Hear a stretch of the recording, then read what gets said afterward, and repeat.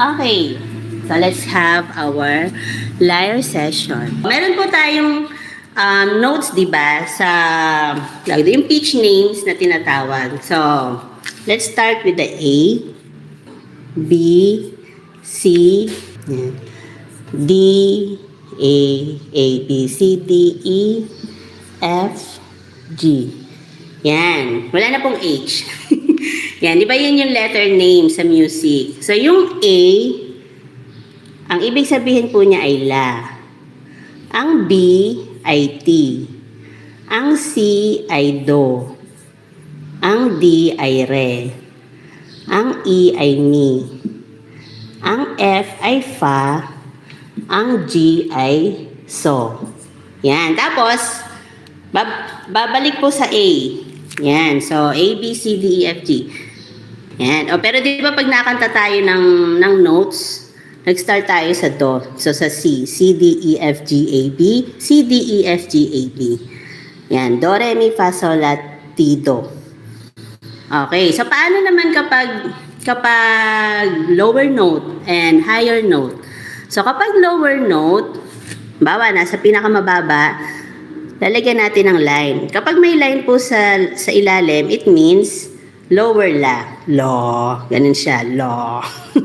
And then lower T, lower Do, lower Re, lower Mi, lower Fa, lower So.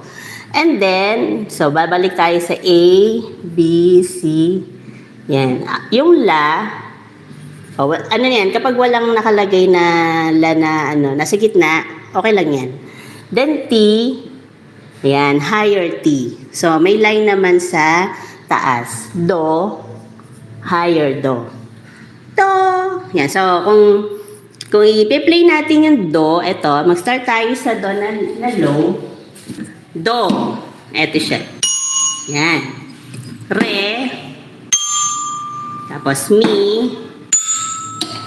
Yan. So, okay. So, ito yung La. Yung lower La, Ti, Do. Yan. So, yung mga lyre po natin, pwede natin lagyan ng label sa gilid. So, yung La na mababa, yung pinakauna, basta siya po ay letter A.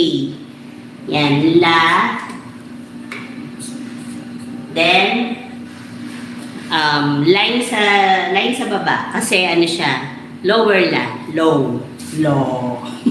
Then the T, yan, lower T. So yung may mga lyre na po, pwede nyo pong lagyan ng label ang inyong notes. Yan. So ito pong nasa baba ay lower notes. So nasa baba po yung line niya. So, La, T. Ay. Okay, so itong gitna, actually dapat wala na siyang line. Kasi meron pang La dito sa taas eh. Yan, La. So, middle La, pwede na siyang walang line. Then we have the Do, higher Do, high Do, Re, high Re, Mi, high Mi, Fa, high Fa. So, yan, and La na high. So, yan po siya. So, actually, hindi naman natin masyadong ginagamit yung pinakamababang nota, yung T at saka La. Yan. So, minsan lang na nahihit sila kung talagang masyadong mababa yung tone, no, yung note ng isang kanta. So, we usually start with Do. Ayan, Do, lower Do. Do, Re, Mi, Fa, Sol, La, Ti, Do. Etong Do na to ay higher Do na siya. Yan, nasa taas na yung kanyang line. Yan.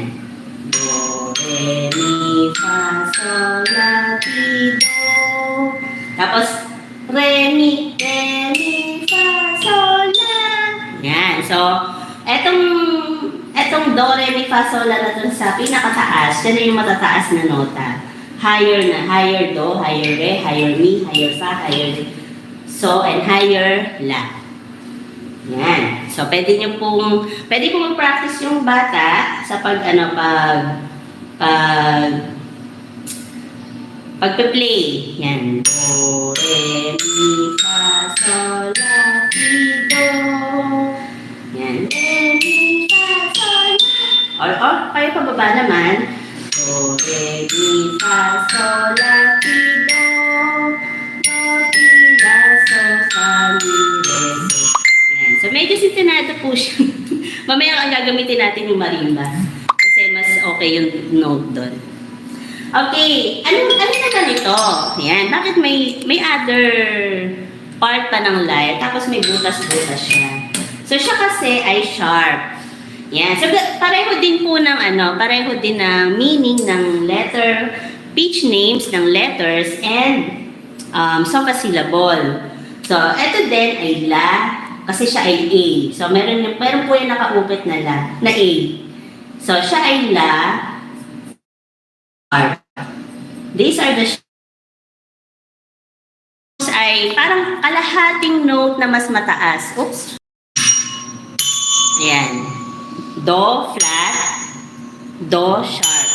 Yan. So, depende po sa tono ng sa note ng kanta kung ano yung gagamitin natin. So, this is do, re, tapos wala pong mi.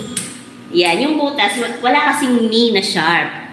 Yan, do sharp, re sharp, fa. Fa na po ang kasunod. So, ang walang sharp na note ay mi at saka ti. Yan. Ti, mi, ti, mi. Ayan, yung may butas po dyan, timi-timi yan. Timi-timi. So, la sharp, do sharp, re sharp, fa sharp, so sharp, la sharp, higher la na sharp, higher do na sharp, higher re na sharp, higher fa na sharp, and higher so na sharp. Yan. Ay, parang ang hirap, teacher. Yan. Actually, mukha lang po siyang mahirap sa umpisa, pero pag nakaganayan na ng bata, na-memorize na niya yung notes, madali na ang pagtugtog ng songs using the lyre. Ang technique lang dyan is kakantahin mo yung kanta, tapos ang lyrics niya, yung papalitan mo ng sofa syllables. Halimbawa, twinkle, twinkle, little star. Yan, sasabihin mo naman, do, so, la, so. Yan, so, yun po yung technique para ma-memorize yung note. Ba? Do, so, la, so, fa, mi, re, do. So, fa, mi, re. So, fa, mi, re. Do, so, la, so, fa, mi, re, do. O, diba? So, kinakanta, at the same time, tinutugtog. So, habang kinakanta mo siya sa mind mo, using the sofa syllables, masasabayan mo na siya sa pagtugtog sa lyre. Okay. Okay, so that's all for now. And I will be posting more lyre videos. Yan, so don't forget to like and subscribe. Yan, and also follow me in my Facebook page, Teacher Rosalie. Yan, subscribe Rosalie's World PH. Okay, so see you around. Bye everyone. Thank you for tuning in. Bye.